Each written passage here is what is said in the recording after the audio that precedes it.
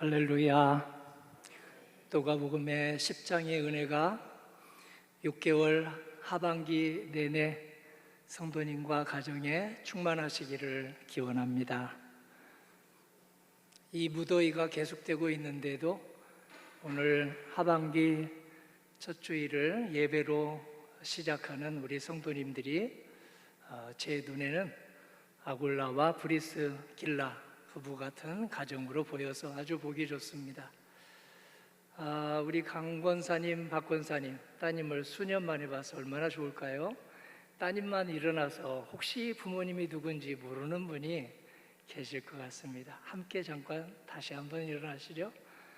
네, 딸과 아버지, 어머니입니다. 하나님께 감사합니다. 앉으시죠. 몇 년 만에 오신 거예요, 따님? 13년 만에. 가슴이 얼마나 설레일까요? 하나님께서 체류기간 큰 은혜로 채워주실 줄로 믿습니다. 성가대 여동생도 일어서지 말고 손만 이렇게 한번 들어주시죠. 그렇군요. 하나님께 감사합니다.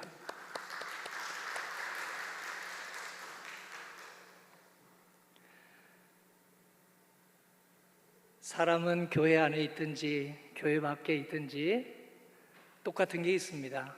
감사로 숨을 쉬고 사명으로 걸어 다닌다는 사실입니다.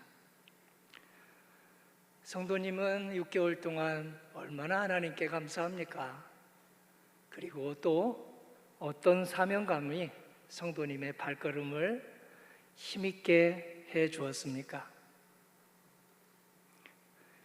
사람은 하나님의 은혜로 살아가는 존재임을 잊지 않도록 하나님께서 우리에게 절기 하나를 주셨습니다. 그 절기가 맥추절입니다. 구약시대 성도님들이 보리수확을 감사하고 나는 십계명의 백성이다 하는 것을 감사하며 십계명의 백성이라는 사명감으로 살겠다 하는 것이 맥추절의 시작입니다.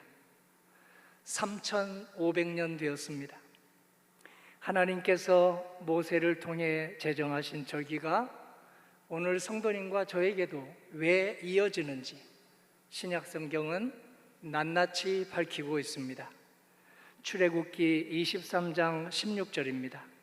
맥추절을 지키라. 이는 내가 수고하여 밭에 뿌린 것에 첫 열매를 거둠이니라.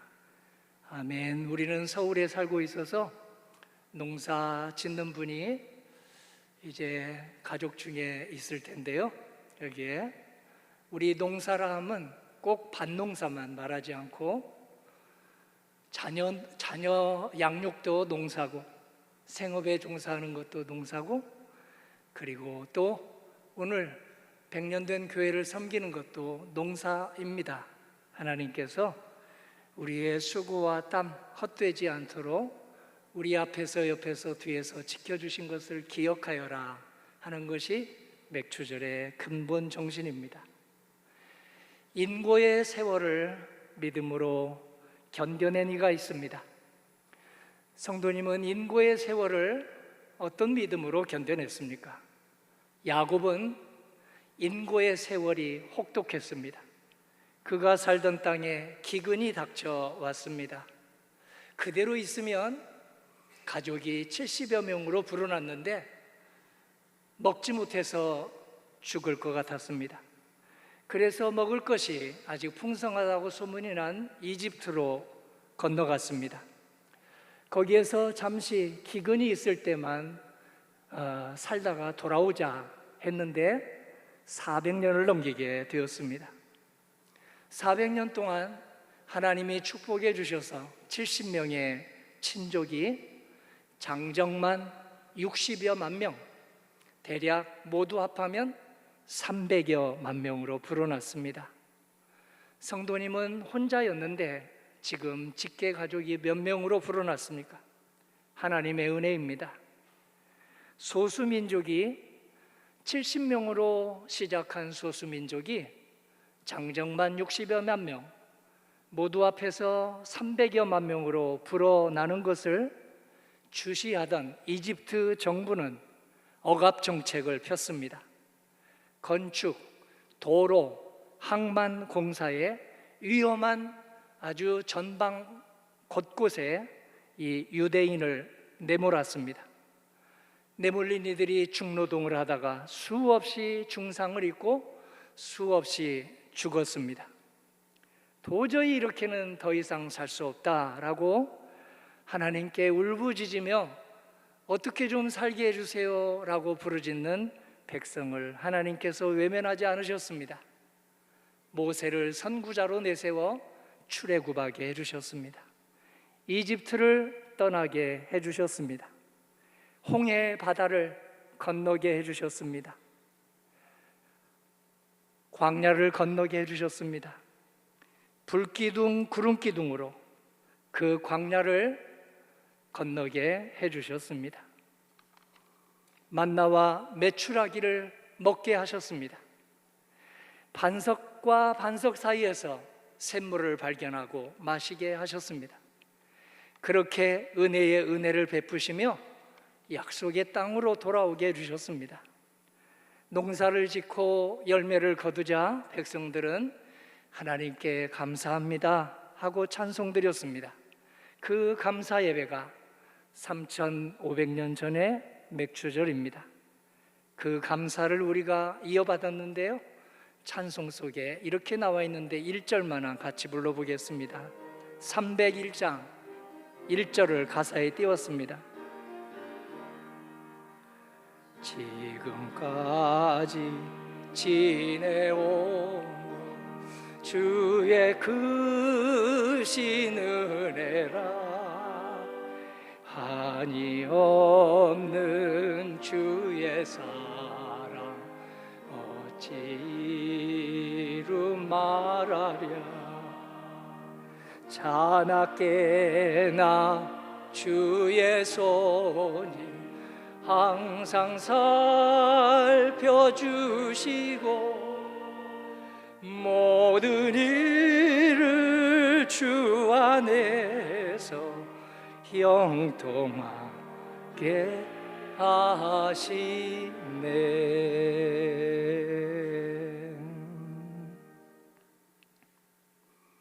80대, 90대 성도님들의 믿음 생활을 감사드립니다. 약할 때 강함 되시는 하나님만 바라보며 80대, 90대를 믿음으로 살아가는 우리 성도님들에게 하나님 안에서 감사드립니다.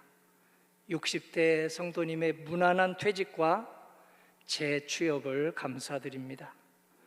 40대, 50대 성도님들의 자녀 양육과 직장과 생업을 감사드립니다. 우리 희망세대와 청년들의 학업과 취업, 만남과 결혼을 감사드립니다.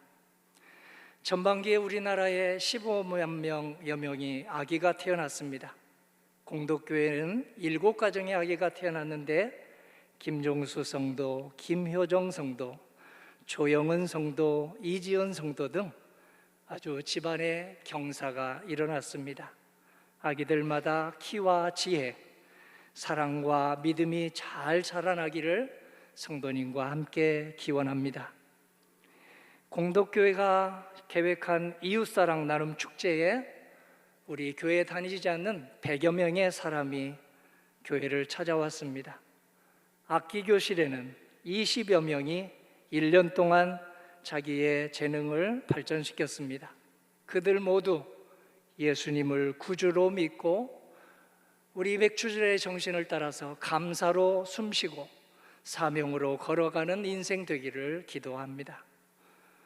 윤여옥 권사님과 서재수 권사님 등 전도부원들이 목장 식구들과 함께 1,800여 명에게 복음을 전했습니다. 전도받은 이들이 곧 우리 모두와 함께 하나님 앞에 나와서 감사로 숨쉬고 사명으로 걸어가기를 소망합니다. 새가족 51명이 등록을 했습니다.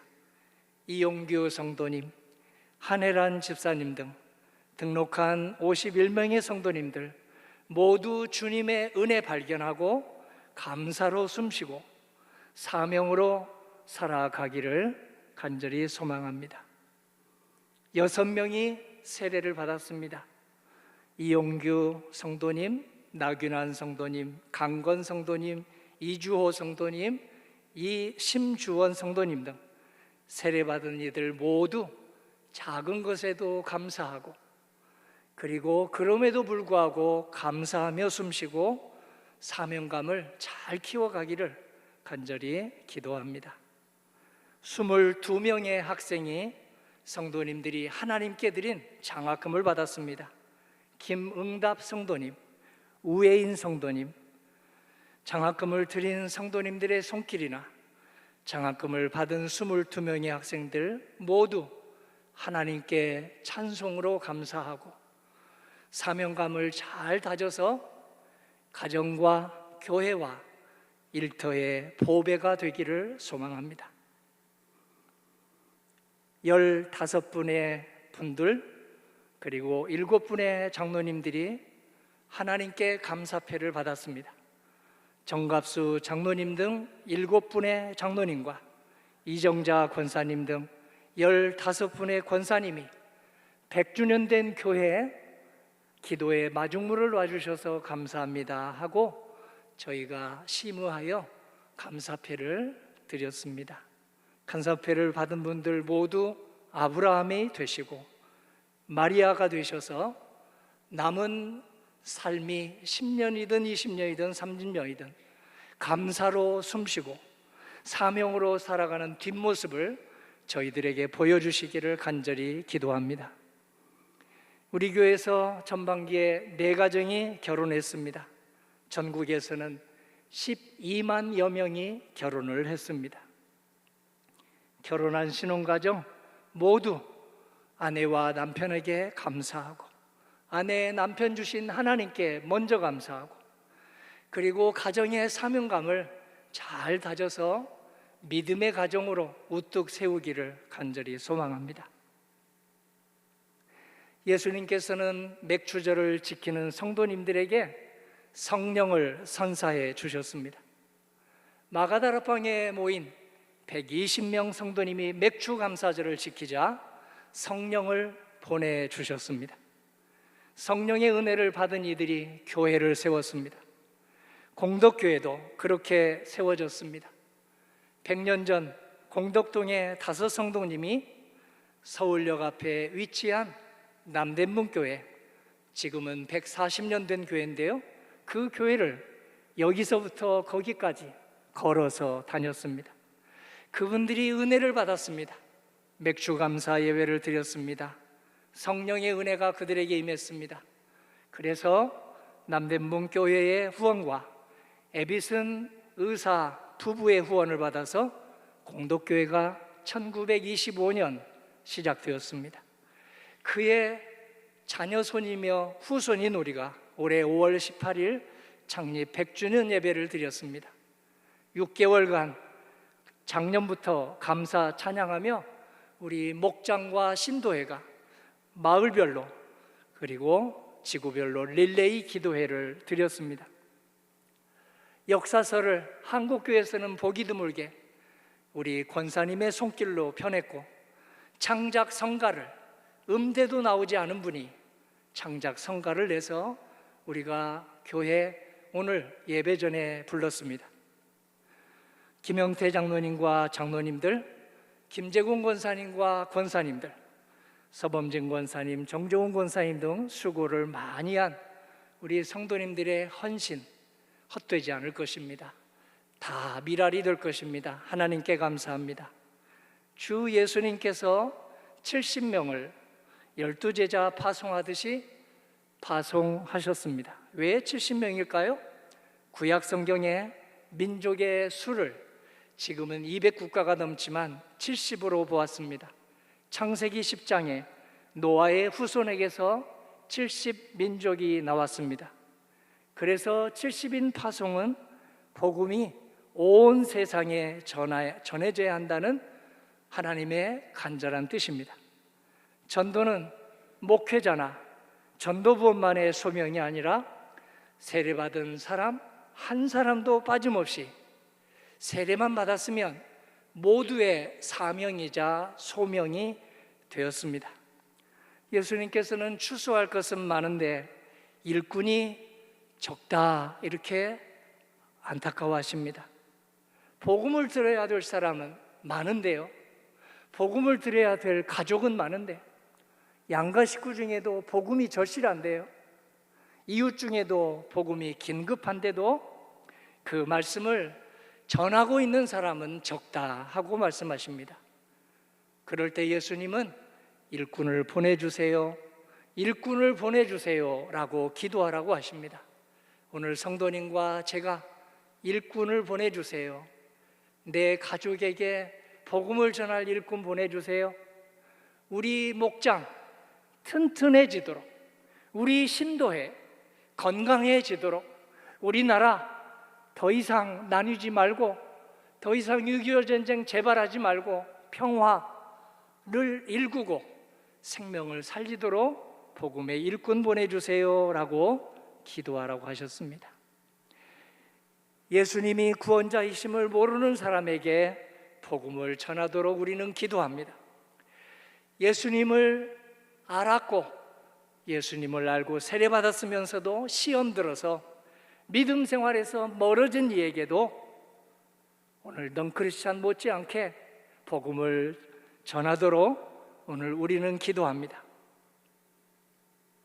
전도합시다 그러면 저는 낯가림이 많아요, 저는 말을 잘 못해요, 저는 성경을 잘 몰라요 하는 분들이 계십니다.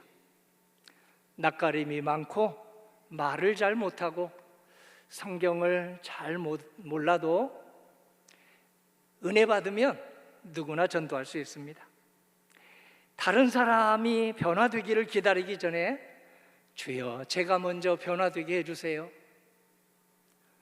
가족이 변화되기 전에 제가 먼저 변화되게 해주세요, 친족이 변화되기 전에 제가 먼저 변화되게 해주세요.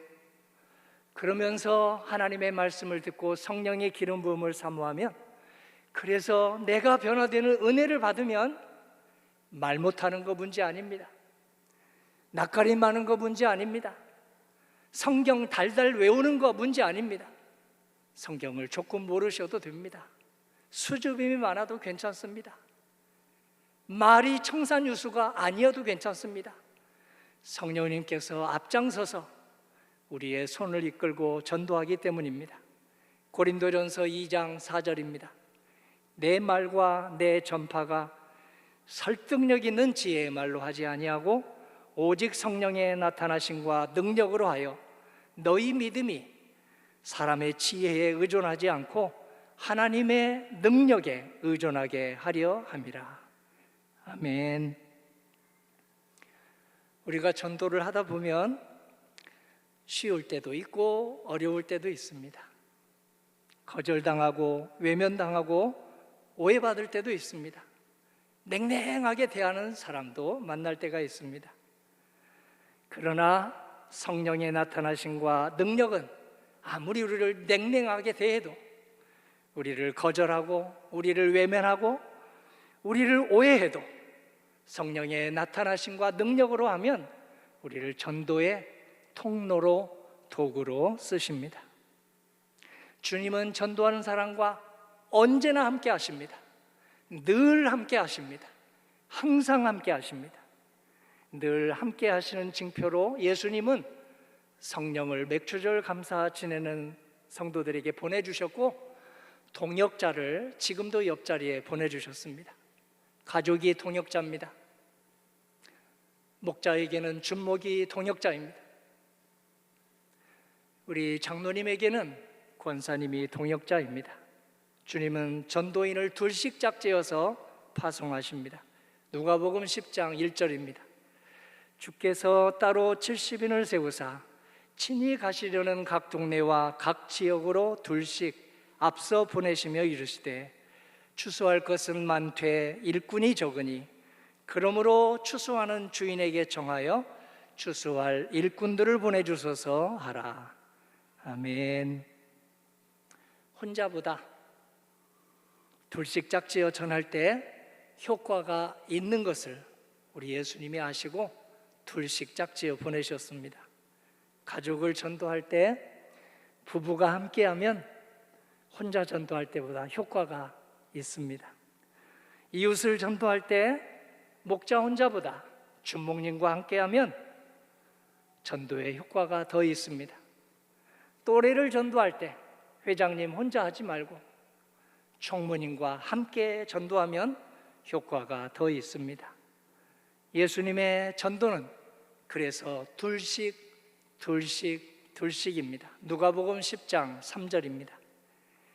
갈지어다 내가 너희를 보냄이 어린 양을 이리 가운데로 보냄과 같도다. 왜 전도부를 이리 가운데로 보내는 것 같다고 하실까요? 하나님의 심성을 닮은 양과 같은 우리 인간임에도 불구하고 사탄의 유혹에 넘어가 물고 뜯고 핥히는 이리 같은 면도 우리 속에 같이 병존하기 때문입니다. 하나님의 심성, 양과 같이 순종하고 순명하고 잘 목자를 따라가는 그 심성이 하나님의 형상입니다. 물고 뜯고 핥히는 이리의 모습은 우리의 본래의 모습이 아닙니다. 하나님의 심성, 순종하고 평안을 비는 것이 전도입니다. 일상에서, 가정에서, 일터에서 하나님의 품성, 하나님의 심성, 하나님의 형상인 순종과 평안을 비는 것이 전도입니다.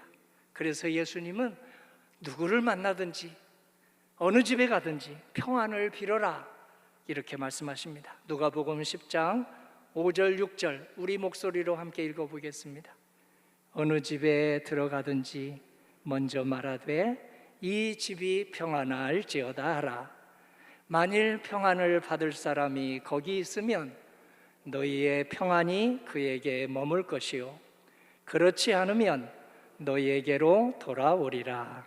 아멘. 냉랭하게 대하는 사람에게도 뒷꼭지 대고도 꼭 평안의 인사를 하십시다. 시대마다 복된 사람은, 믿음의 사람은 감사로 숨쉬고 사명으로 살아갑니다. 100년을 시작한 우리, 하반기를 시작한 우리, 모이기만 하면 감사하고 흩어지기만 하면 평안의 발걸음을 전하는 우리 모두 되기를 주님 이름으로 간절히 기원합니다.